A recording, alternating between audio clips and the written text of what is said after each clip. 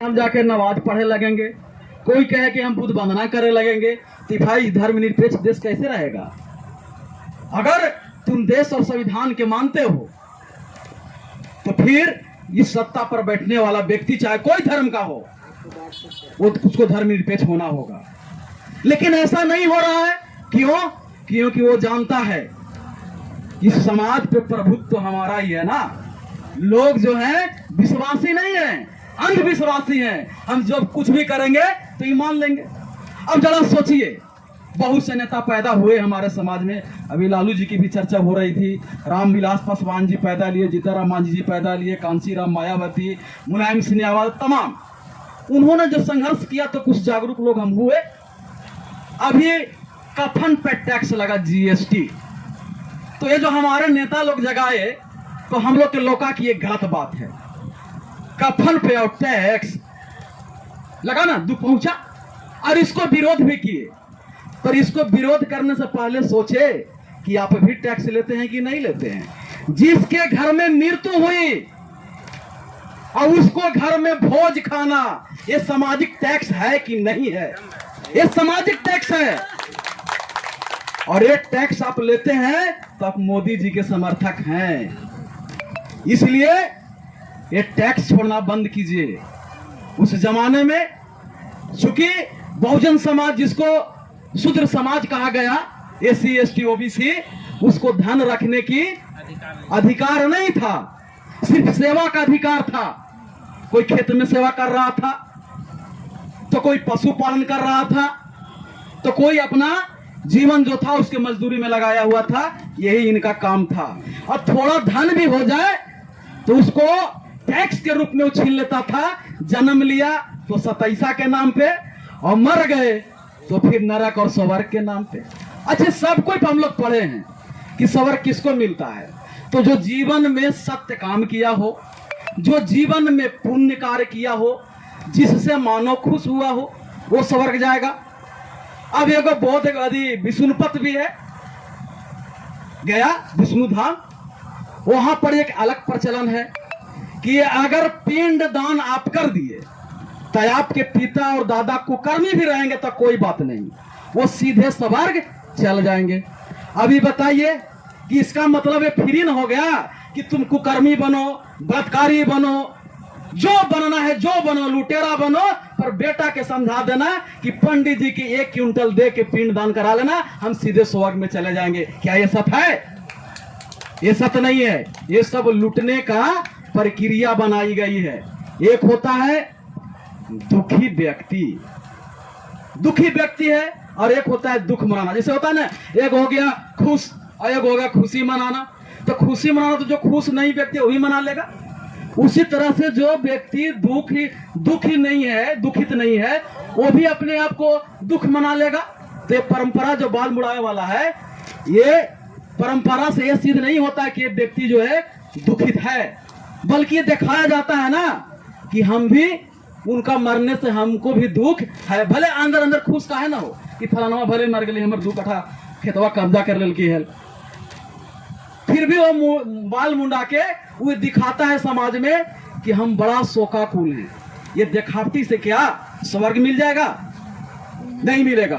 तो जब तक समाज में दिखावटी पद्धति सिद्धांत रहेगा, जब तक हम लोग लूटते रहेंगे, महंगाई बढ़ेगा, कफन पर टैक्स लगेगा, लाश पे टैक्स लगेगा, सारा चीज पे भी टैक्स लगेगा।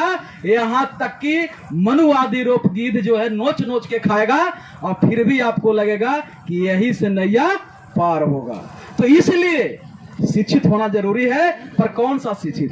सर जी, बाबा साहब बोले शिक्षित बनो, तो भैया बड़का बड़का जो देखे है ना, जो राम के मंदिर के नाम पे चंदा जो लूट रहा है, वो भी पढ़ले है, वो भी पढ़ा है। तो वो पढ़ाई से नहीं काम चलेगा। हमें ऐसी पढ़ाई पढ़नी है जिसके अंदर मनता हो, जिसके अंदर लक्ष्य निश्चित हो, तब हम लोग सुधरेंगे। समयाभाव में मैं एक बात मैं बता के अपनी बात को विराम करता हूं कि विश्वास और अंधविश्वास 2 चीज है। तो विश्वास वो है जिसमें निश्चित होता है, विश्वास का जो परिभाषा होता है, आशा की हुई वस्तु का निश्चय एवं अनदेखी वस्तु का प्रमाण विश्वास होती है। आशा की हुई वस्तु का, जैसे हमने पटना से चला तो हमने कहा कि इतना बजे यहाँ पहुंचेंगे या आज हम यहाँ पहुंचेंगे। ये कौन गांव है? जमुआमा। तो ये निश्चय था कि ये पहुंचेंगे, ना भी पहुंच सकते थे, पर निश्चय था कि यहाँ पहुंचेंगे। जब किसी महिला के पेट में बच्चा होता है तो ये निश्चय होता है कि 9 महीना में बच्चा होगा, है कि नहीं? ये निश्चित है कि अगर व्यक्ति जिंदा हमारे सामने खड़ी है और हम तकलीफ में है और वो तकलीफ के दूर करने वाला उनके पास दवा है, मांगेंगे तो देंगे या ना देंगे, लेकिन जरूर वो कहेंगे कि ना देंगे, जिससे हमको प्रतीत हो जाएगा कि वो हमको देने वाले वो नहीं है, हम यहाँ से घूर जाए। लेकिन पत्थरों के सामने जाते हैं हम लोग, जहां कोई निश्चित नहीं है कि वो सुन रहा है कि नहीं, वो देगा कि नहीं, पर वही विश्वास लगा के बैठे हुए हैं। तो ये विश्वास नहीं है भैया, ये अंधविश्वास है कि आपको नौकरी लग गया आरक्षण से और चल दिए जग करने कि इसी करने से तो हमको मिला। तो ये समाज का लूटने का प्रक्रिया है। जगवा कहाँ हो भाई देहात में, भाई चैत्र बैसाखवा में, भादों में कहने जग होता है। ये चलते कि जितना गरीब गुरुआ हमने है ना, तब मसूरी खेसाड़ी धान से होती है गरीब होवे करे, तो तनी सुराय दैया में गर्मी तो लगा कि हम खून कर लिया। ये गर्मिया के देख के लूट लिया थी खड़े मनुबा दिए कि बस जग करूँ ना, इतनी गरीब करते तो हानि मुझे खुद है ना, न बोलती कि आई लो कार्तिक पहले बोला आई लो कार्तिक शुक्ल उगाल न बोलते आई लो अगहन फूल उगाल। यानी कार्तिक में जो था, जो अन्न उपजाने वाले लोग थे, मजदूरा वर्ग के लोग थे, खेती करने वाले लोग, कार्तिक आते आते दमझंड हो जाता था, कोटी खत्म, और फिर अगहन के बाद धीरे धीरे होता था। तो जैसे ही अगहन हो लो, जैसे ही नाना प्रकार के जग से लेके फलना चिलना हो लो, ताकि ऐसे न कि एकरा यहाँ अनाज ज्यादा हो जाए कि एकरा से बेटा बेटी के पढ़ावे लगे, दुनिया उनका घूमे लगे, तो ये ज्ञानगर हो जाएगा। इसलिए फंसा के यही रख सारे धन संपत्ति लूट के ये पूजा वो पाठ ये करा के, और जितना आरजेडी के बैठे लो उनको हम कहो कि लाओ जाता जाटा काट दे थी,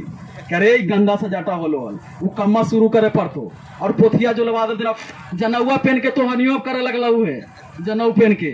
और यही कर्पूरी ठाकुर लालू जी गांधी मैदान में जनऊ खोला दिल कि यही जनौआ के चलते तो आरक्षण छूट गए, और वो आरक्षणवा मिले 90-92 में मंडल आयोग दिल के, और न तो ओती घड़ी मिल जाते हैं, वो मिले तो याद है, तो जनाव खोला थी हल। और इतनी घड़ी आप ही लोग ज्यादा जगह करवा रहे हैं, मोदी जी हर हर मोदी घर घर मोदी आप ही लोग कर रहे हैं। जब परंपरा जो मनुवादी जहां शक्ति बसता है, उस शक्ति पे वार करना होगा, सत्ता मिल जाएगा, है ना। जब तक शक्ति नष्ट नहीं होगा तो सत्ता ऐसे लड़े से कुछ होने वाला ना हो, पानी पे लकीर ना खींचे। तो ये चीज आप लोग को भी करना होगा। और हम धन्यवाद देते हैं सीताराम जी को कि उन्होंने बड़ा हिम्मत करके भाई इस तरह के परिवर्तनकारी प्रोग्राम किए, और ये हमको दिए हैं पंचशील इसलिए कि भैया सबसे पहले बुद्ध भगवान जो थे अंधविश्वास पर ही वार किया। मध्यम वर्ग जब वो जा रहे थे तो साधु के देखे कि पानी में खड़ा होकर तप कर रहा है, उसको पूछे कि आप क्यों कर रहे हो, तो बोला कि हमें स्वर्ग चाहिए। फिर आगे गए तो फिर देखे कि बर्फ में बैठा हुआ है और पूरा दाढ़ी उड़ी बड़ा है। बोला आप कितना दिन से बैठे हुए हो, तो बोला कि हम 15 साल से बैठे हुए हैं। महात्मा बुद्ध को बोला किस लिए बैठे हो, तो मोक्ष प्राप्ति के लिए, स्वर्ग के लिए। तो उन्होंने कहा कि भाई अगला जन्म में तुमको स्वर्ग मिलेगा कि नहीं मिलेगा ये कौन देखा है।